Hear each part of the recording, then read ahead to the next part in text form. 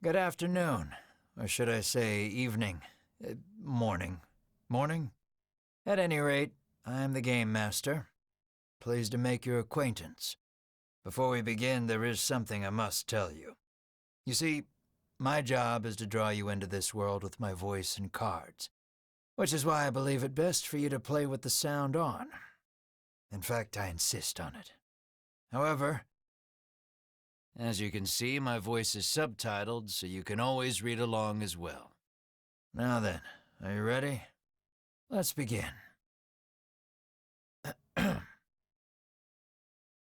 Welcome to Voice of Cards.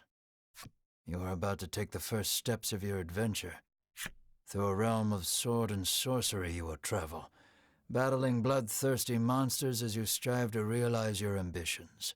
I have every faith you will accomplish great things here. I am merely a witness to your exploits. Now then, your departure draws nigh. May your journey be a safe one.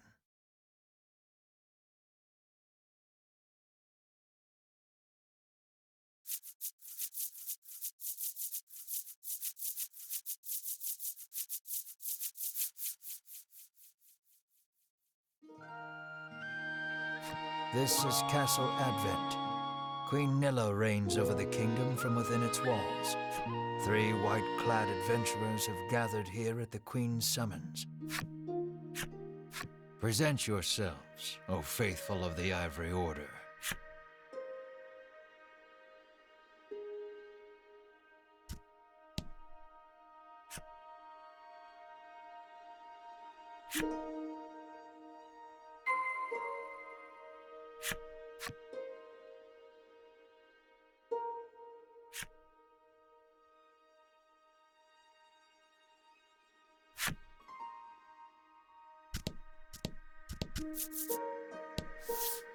From upon her throne, the Queen regards the adventurers.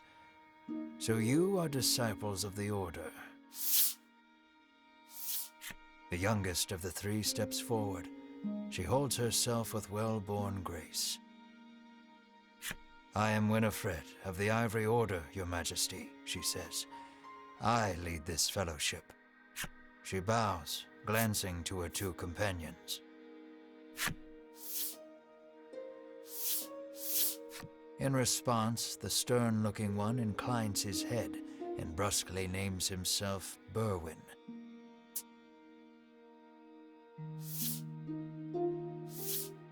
The older man is the picture of courtesy as he genuflects and introduces himself as Hedwyn.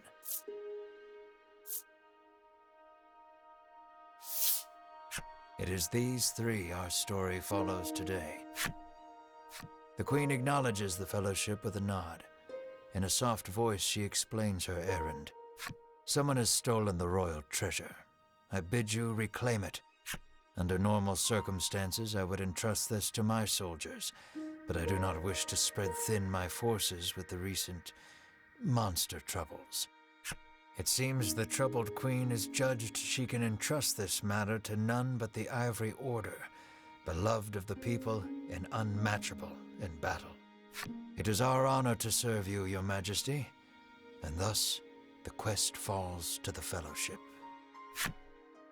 Short of any clues that could lead them to the culprit, however, they press the Queen for further information.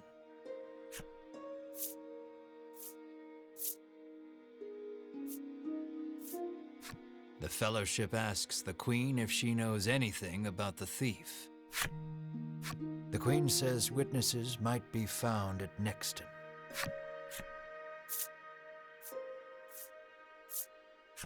The Fellowship asks the Queen what the royal treasure is. The Queen describes a bottle containing a certain liquid. Without it, she trails off, but the desperation in her voice suggests its loss could spell disaster for the kingdom. Usually, one would expect recompense for this sort of undertaking. As demanding a reward would go against the tenets of the Ivory Order, you hold your tongue. The Queen, however, has already said she will reward the Fellowship with whatever they desire. It seems the royal treasure is just that important. Pray tarry no longer here. I await news of your success. The Fellowship bows and takes their leave.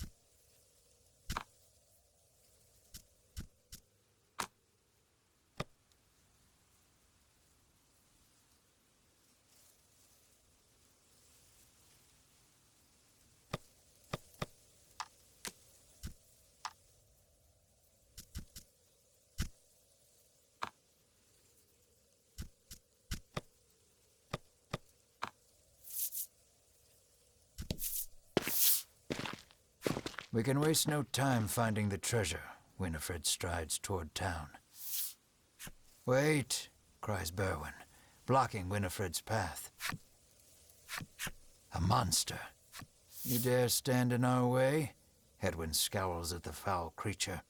It lunges at the Fellowship.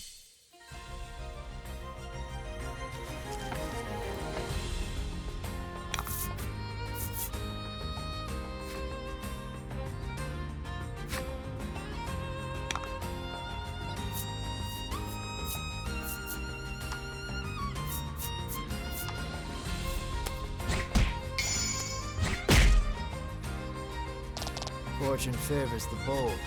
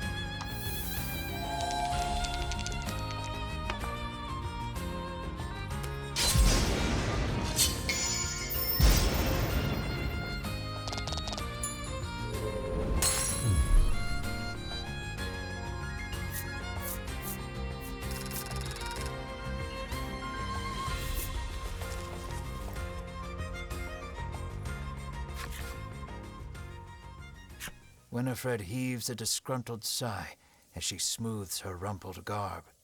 Showing no signs of weariness from battle, Berwin silently wipes the monster's ichor from his weapon.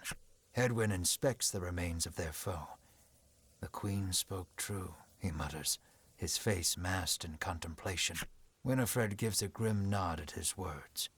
Mayhap the treasure's theft and the monster's behavior are connected somehow.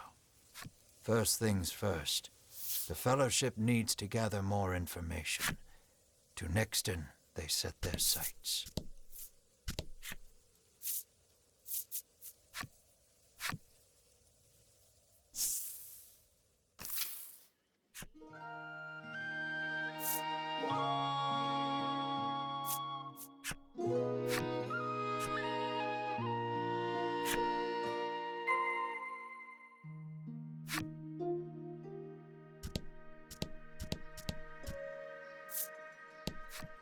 Welcome to Nexton, hails a man.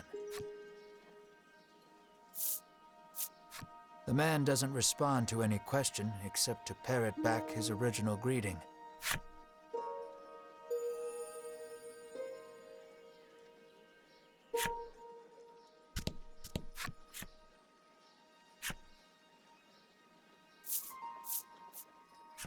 The Fellowship asks if he's heard anything about the theft of the royal treasure. The man's eyes widen. He leans close to Winifred and whispers something in her ear. Welcome to Nixton. How may I help you? The proprietor inquires.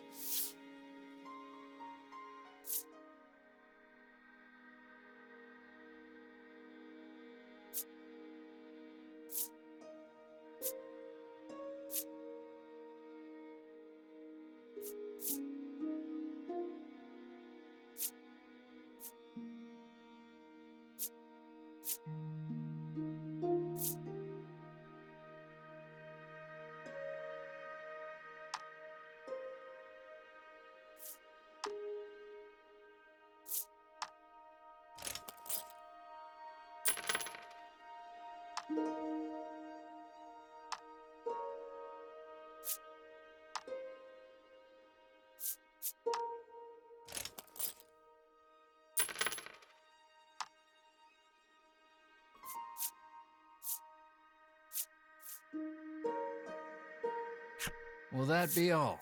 The proprietor asks.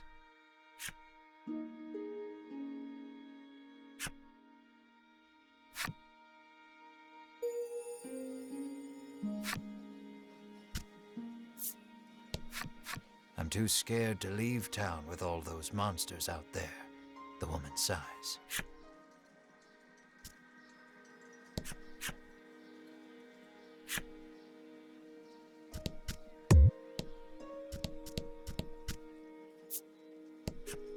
The man helpfully advises you take the opportunity to purchase equipment and curatives while you are in town.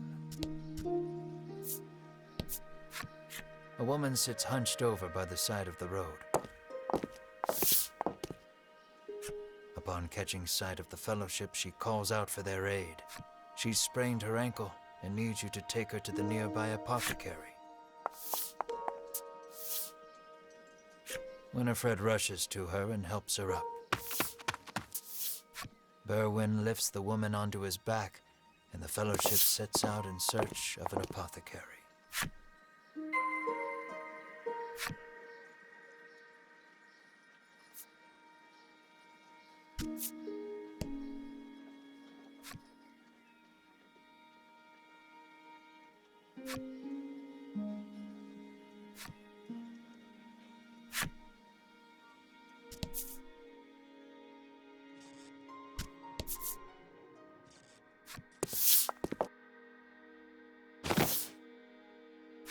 You arrive at the apothecary.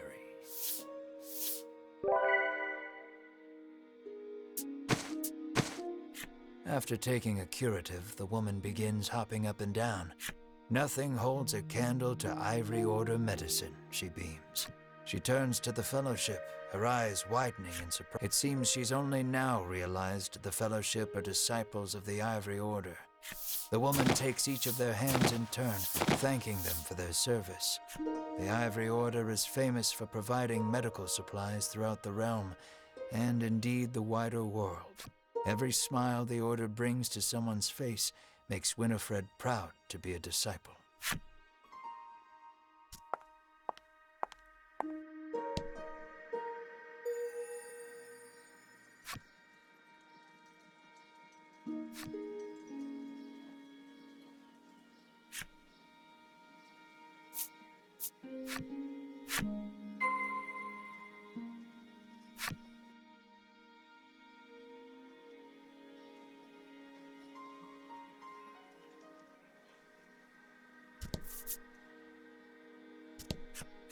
How may I help you?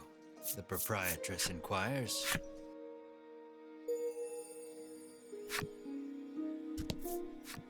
The man claims he saw a suspicious someone leaving the castle grounds carrying what looked to be a medicine bottle. He didn't get a good look at their face, but says they were nothing but skin and bone. The Fellowship thanks the man for the useful information. The woman begs the Fellowship for their autographs. She seems to greatly admire the Order. I know there's nothing to worry about with disciples of the Order here, she says, relief flooding her features. Upon asking, the woman says she was attacked by a monster outside of town. A strange creature, she says, nothing but bones, and it clutched a bottle of medicine as if its life depended on it.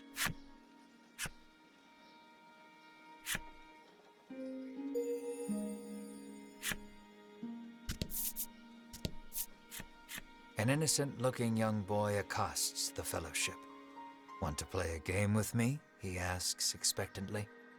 "In this parlor, you can play cards." The child rambles on, wheedling you. "I'll give you this if you play with me."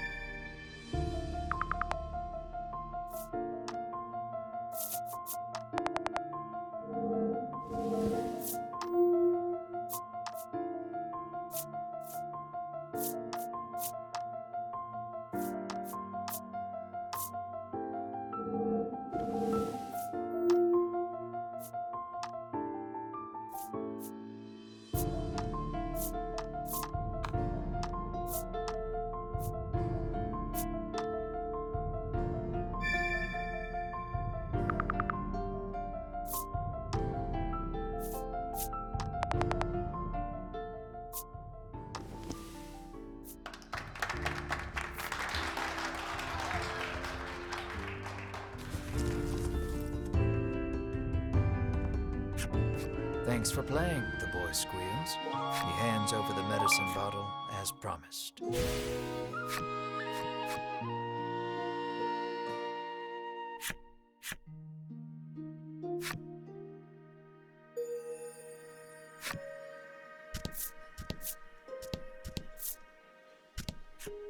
You make your way to the inn, where you're greeted with a hearty hello by the Thanks to a royal decree, you're allowed to stay the night for free, and you're not about to refuse such hospitality. The party leaves the inn feeling rested.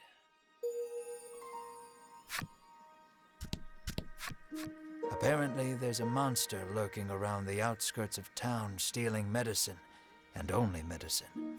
Rumors claim the monster fled to the west. Thanks to the information gleaned from the townsfolk, the Fellowship is all but certain of who has stolen the royal treasure. The first clue was the Queen's description of the treasure, a small bottle containing a certain liquid. Then there's the bony figure seen fleeing town, the skeletal monster clutching the bottle of medicine, and the monster that fled west. From all that information, the Fellowship distills the thief's true identity.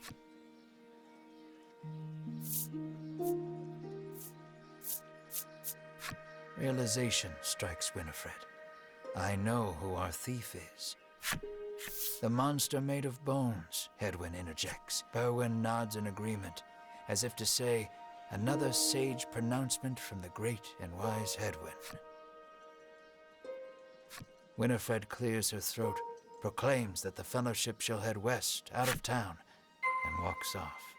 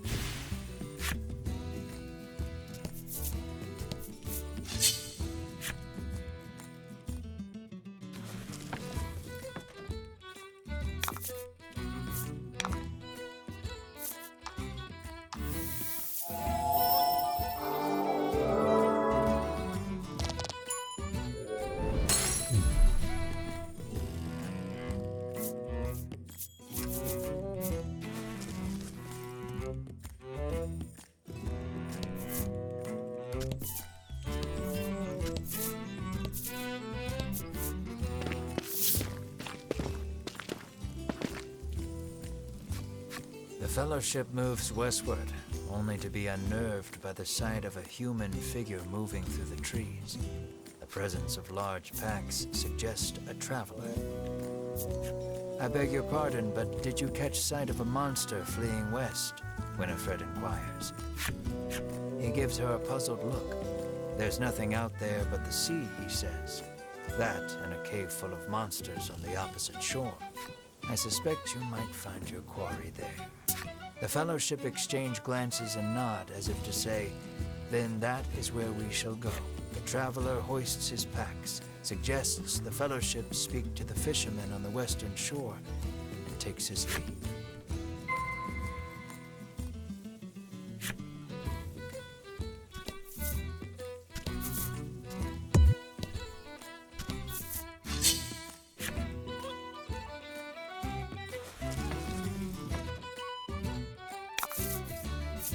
Rout the enemy.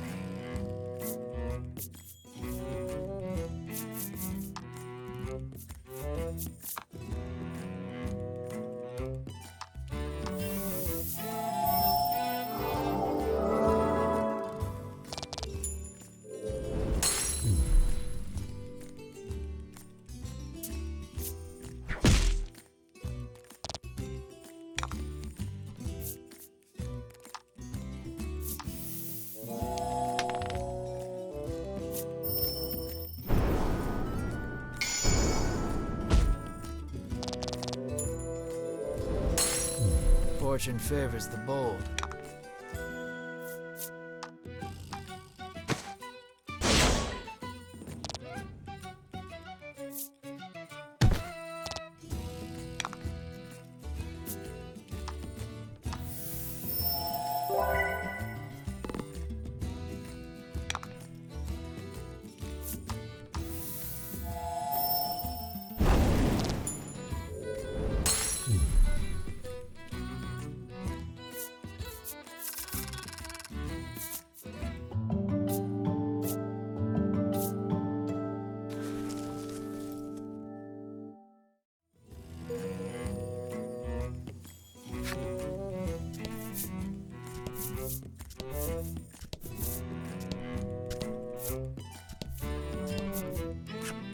The Fellowship comes upon an anchored ship. Close by, a fisherman of exquisite physique hauls a net out of the water, his muscles rippling. This is no time for lustful reverie. Winifred races to his side and asks that he give the Fellowship safe passage aboard the ship. That vessel is cursed, the fisherman mutters, trembling. Night after night, it leaves port without a soul aboard, headed I know not where. Come morning, it is once again anchored here. This, to the fisherman's mind, is the result of a curse. His head drops into his hands. With but a single dispeller, I am certain I could lift it and sail away.